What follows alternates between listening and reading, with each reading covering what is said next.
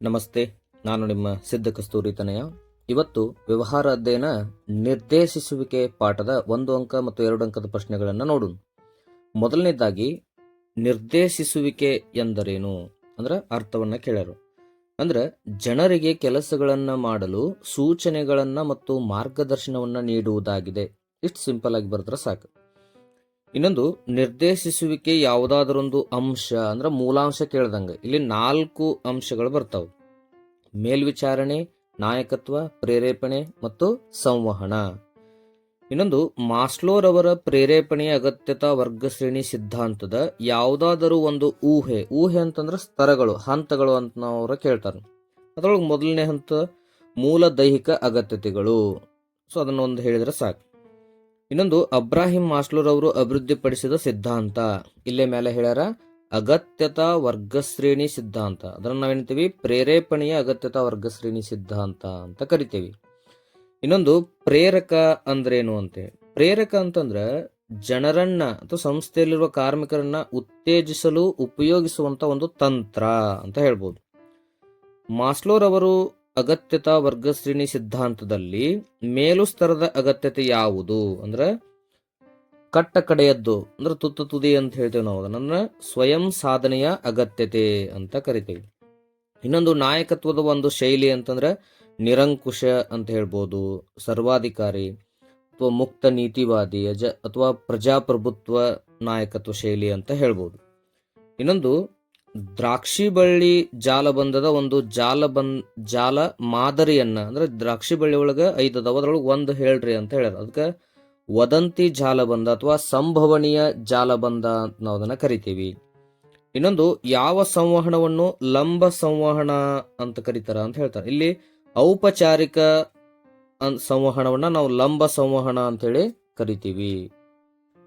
ಅದೇ ರೀತಿ ಇಲ್ಲಿ ಒಂದು ಕೇಳ್ಯಾರ, ಯಾವ ಸಂವಹನವನ್ನು ಸಮತಲ ಸಂವಹನ ಎನ್ನುತ್ತೇವೆ ಅಂತ ಹೇಳಿ. ಇಲ್ಲಿ ಪಾರ್ಶ್ವ ಸಂವಹನ ಅಂತ ನಾವು ಇದನ್ನ ಕರಿತೇವಿ, ಅಥವಾ ಇದನ್ನ ಸಮತಲ ಹಾರಿಜಾಂಟಲ್ ಕಮ್ಯುನಿಕೇಶನ್ ಅಂತ ನಾವು ಇದನ್ನ ಕರಿತೇವಿ. ಇನ್ನೊಂದು, ಸಂಸ್ಥೆಯಲ್ಲಿ ಕ್ರಿಯೆಯನ್ನು ಪ್ರಾರಂಭಿಸುವ ನಿರ್ವಹಣೆಯ ಕಾರ್ಯ, ಅದನ್ನ ನಾವೇನ್ತೀವಿ ನಿರ್ದೇಶಿಸುವಿಕೆ ಅಂತ ಕರಿತೇವಿ. ಇನ್ನೊಂದು, ಯಾವುದಾದರೊಂದು ಹಣಕಾಸಿನ ಉತ್ತೇಜಕಗಳು, ಹಣ ಕೊಟ್ಟು ಅವ್ರನ್ನ ಪ್ರೇರೇಪಣೆ ಮಾಡುದು. ಅಂಥದ್ದು ಯಾವುವು? ಬೋನಸ್ ಆಗಿರ್ಬೋದು, ವೇತನ ಆಗಿರ್ಬೋದು, ಭತ್ಯೆ ಆಗಿರ್ಬೋದು, ಅಥವಾ ಸಹಪಾಲುದಾರಿಕೆ, ಇಂಥವು. ಮೇಲ್ವಿಚಾರಣೆ, ಪ್ರೇರೇಪಣೆ, ನಾಯಕತ್ವ, ಸಂವಹನ ಇದಕ್ಕೆ ಸಂಬಂಧಿಸಿದಂತ ಕಾರ್ಯ ಅದೇ ನಿರ್ದೇಶಿಸುವಿಕೆ ಅಂತ ನಾವು ಅದನ್ನ ಕರಿತೀವಿ. ಇನ್ನೊಂದು, ಯಾವ ನಾಯಕತ್ವದ ಶೈಲಿಯು ಉದ್ಯೋಗಿಗಳಿಗೆ ಸಂಪೂರ್ಣ ಸ್ವಾತಂತ್ರ್ಯವನ್ನ ನೀಡ್ತೈತಿ? ಅದು ಮುಕ್ತ ನೀತಿವಾದಿ ಅಂತ ಅದನ್ನ ಕರಿತೀವಿ. ಇನ್ನೊಂದು, ಕೇಂದ್ರೀಕೃತ ನಿರ್ಧಾರ ಕೈಗೊಳ್ಳುವಿಕೆಯನ್ನು ಒಳಗೊಂಡಿರುವ ನಾಯಕತ್ವದ ಶೈಲಿ ಅಂದ್ರೆ ಒಬ್ಬನೇ ತಗೋಬೇಕು, ಅದಕ್ಕೆ ನಿರಂಕುಶ ಅಂತ ನಾವು ಕರಿತೀವಿ. ಇನ್ನೊಂದು, ಸಂವಹನವು ಮೂಲವಾಗಿ ಆಂಗ್ಲ ಭಾಷೆಯಲ್ಲಿದ್ದು ನಂತರ ಅದನ್ನ ಕನ್ನಡಕ್ಕೆ ಅನುವಾದ ಮಾಡುವಾಗ ದೋಷಪೂರಿತ ಭಾಷಾಂತರವಾಗಿದೆ. ಪರಿಣಾಮಕಾರಿ ಸಂವಹನದ ಅಡಚಣೆಯ ವಿಧವನ್ನ ತಿಳಿಸಿ. ಅಂದ್ರೆ ಇದಕ್ಕೆ ಸಂಬಂಧಪಟ್ಟಿದ್ದು ಶಬ್ದಾರ್ಥ ಅಡಚಣೆ, ಶಬ್ದದಿಂದ ಅಡಚಣೆ ಆಗೈತಿ, ಯಾಕಂದ್ರೆ ದೋಷಪೂರ್ಣ ಭಾಷಾಂತರ ಆಗೈತಿ ಇಲ್ಲೇ. ಇನ್ನೊಂದು, ನೌಕರರ ಕಾರ್ಯಸಾಧನೆಯನ್ನ ಕಂಪನಿಯ ಸೂಚನಾ ಫಲಕದಲ್ಲಿ ಅಥವಾ ವಾರ್ತಾ ಪತ್ರದಲ್ಲಿ ಮೆಚ್ಚುಗೆಯನ್ನ ವ್ಯಕ್ತಪಡಿಸಿದ್ದಲ್ಲಿ ಇದು ಯಾವ ಹಣಕಾಸಿನ ಉತ್ತೇಜಕ ಆಗ್ತೈತಿ ಅಂತ ಕೇಳ್ತಾರೆ. ಇದನ್ನ ನಾವು ಉದ್ಯೋಗಿ ಗುರುತಿಸುವಿಕೆ ಕಾರ್ಯಕ್ರಮಗಳು ಅಂತ ಕರಿತೀವಿ. ಇದೇ ಪಾಠದ 2 ಅಂಕದ ಪ್ರಶ್ನೆಗಳನ್ನು ನೋಡೋಣ. ಇಲ್ಲಿ ಮೇಲ್ವಿಚಾರಣೆ ಎಂದರೆ ಅಂತ ಕೇಳ್ಯಾರ. ಸಂಪನ್ಮೂಲಗಳ ಅತ್ಯುತ್ತಮ ಬಳಕೆ ಮತ್ತು ಕಾರ್ಯ ಗುರಿಗಳ ಸಾಧನೆಗಾಗಿ ಅಧೀನರ ಕಾರ್ಯಗಳನ್ನ ನಾವೇನ್ ಮಾಡೋದು, ಮೇಲುಸ್ತುವಾರಿ ಮಾಡುವುದು ಅಥವಾ ಸೂಚನೆಯನ್ನ ನೀಡುವುದು ಅಂತ ಹೇಳ್ತೇವೆ. ಇನ್ನೊಂದು, ನಿರ್ದೇಶಿಸುವಿಕೆ ಯಾವುದಾದ್ರೂ 2 ಮೂಲಾಂಶಗಳು ಅವೇ ಹೇಳಿದ್ವಲ್ಲ, ಮೇಲ್ವಿಚಾರಣೆ, ಪ್ರೇರೇಪಣೆ, ನಾಯಕತ್ವ, ಸಂವಹನ. ಅದರೊಳಗೆ 2 ಬರೆದ್ರೆ ಸಾಕು. ನಾಯಕತ್ವ ಅಂದ್ರೇನು? ಇತರರ ನಡವಳಿಕೆ ಮೇಲೆ ಪ್ರಭಾವ ಬೀರುವ ವ್ಯಕ್ತಿಯ ಸಾಮರ್ಥ್ಯವಾಗಿದೆ ಅಂತ ಹೇಳ್ತೇವೆ. ನಾಯಕತ್ವದ ಯಾವುದಾದ್ರೂ 2 ಶೈಲಿಗಳು, ಅದೇ ನಿರಂಕುಶ, ಮುಕ್ತ ನೀತಿವಾದಿ ಅಂತ ಹೇಳ್ಬೋದು. ಇನ್ನೊಂದು, ಸಂವಹನ ಅಂದ್ರೇನು?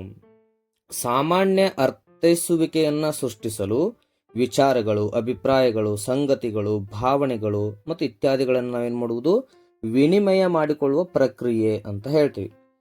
ಅದೇ ರೀತಿ ಔಪಚಾರಿಕ ಸಂವಹನ ಅಂದ್ರೇನು ಅಂದ್ರ ಸಂಘಟನಾ ವಿನ್ಯಾಸದಲ್ಲಿ ರೂಪಿಸಲಾದ ಅಧಿಕೃತ ಮಾರ್ಗಗಳ ಮೂಲಕ ಚಲಿಸುವಂತಹ ಸಂವಹನ.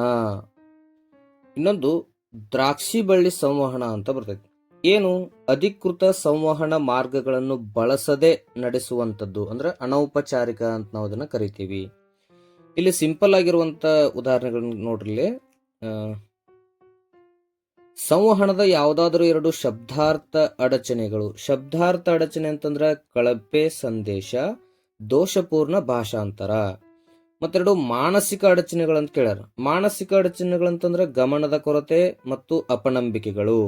ಸಂಘಟನಾತ್ಮಕ ಅಡಚಣೆ ಅಂತಂತಂದ್ರೆ ನೀತಿ ನಿಯಮಗಳು ಮತ್ತು ಅಂತಸ್ತು. ಇನ್ನು ವೈಯಕ್ತಿಕ ಅಡಚಣೆಗಳಂತಂದ್ರೆ ವಿಶ್ವಾಸದ ಕೊರತೆ ಅಥವಾ ಇಷ್ಟವಿಲ್ಲದಿರುವಿಕೆ ಅಂತ ನಾವು ಅದನ್ನ ಹೇಳ್ತೇವೆ. ಇನ್ನೊಂದು ಮಾಸ್ಲೋರ್ ಅವರ ಅಗತ್ಯತಾ ವರ್ಗ ಶ್ರೇಣಿ ಸಿದ್ಧಾಂತದ ಮೊದಲ ಎರಡು ಅಗತ್ಯತೆಗಳು ಅಂದ್ರೆ ಮೂಲ ದೈಹಿಕ ಅಗತ್ಯತೆ ಮತ್ತು ಭದ್ರತೆಯ ಅಗತ್ಯತೆಗಳು ಅಂತ ಹೇಳ್ತೇವೆ. ಈ ಕೆಳಗಿನವುಗಳಲ್ಲಿ ಸಕಾರಾತ್ಮಕ ಮತ್ತು ನಕಾರಾತ್ಮಕ ಅಂದ್ರೆ ಎರಡನ್ನ ಗುರುತಿಸ್ಬೇಕು. ಬಡ್ತಿ ಅಂತಂದ್ರ ಇದು ಸಕಾರಾತ್ಮಕ ಆಕೈತಿ, ಬೆದರಿಕೆ ಅನ್ನುವಂಥದ್ದು ನಕಾರಾತ್ಮಕ. ಈ ಕೆಳಗೆ ಸಂವಹನದ ಅಡಚಣೆಗಳನ್ನು ನೀಡಲಾಗಿದೆ. ಇವುಗಳಲ್ಲಿ ವೈಯಕ್ತಿಕ ಅಡಚಣೆ ಮತ್ತು ಸಂಘಟನಾತ್ಮಕ ಅಡಚಣೆ ಅಂತ ನಾವು ಇದನ್ನ ಕರಿತೇವೆ. ಯಾವುದನ್ನ ಗುರುತಿಸ್ಬೇಕು?